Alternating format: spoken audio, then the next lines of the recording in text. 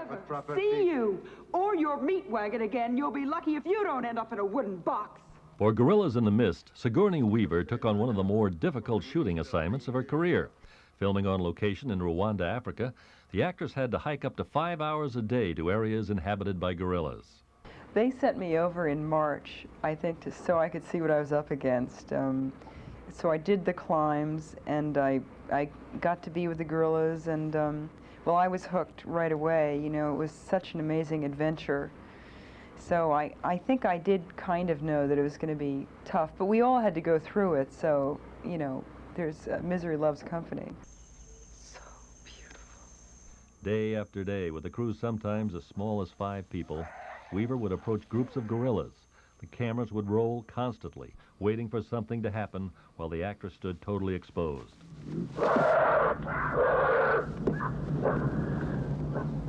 Well, we didn't really take any precautions.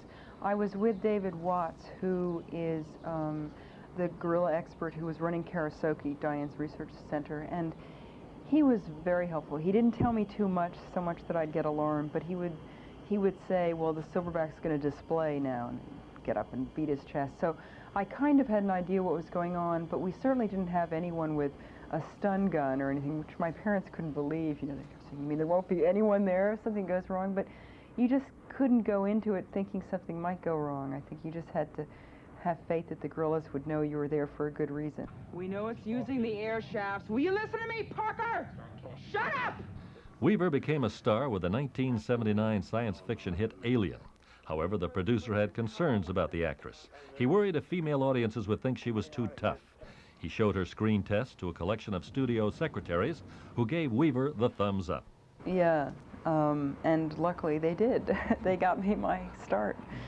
But I wasn't that nervous because I didn't really care. To me, it was a science fiction picture, and I was a little bit of a snob. You know, I thought, well.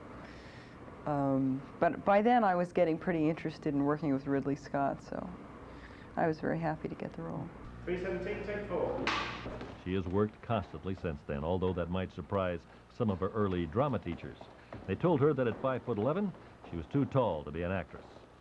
I hoped they were wrong. I knew that, and I still probably don't get seen for some parts because I'm too tall, but I always felt it was right for me, and so, you know, I felt that if I worked hard enough and I had enough talent that I would overcome that. And also Vanessa Redgrave was like 6 feet tall, and that sort of encouraged me. Clearly they could make exceptions, you know. I'm Harry Martin, Channel 3 reports.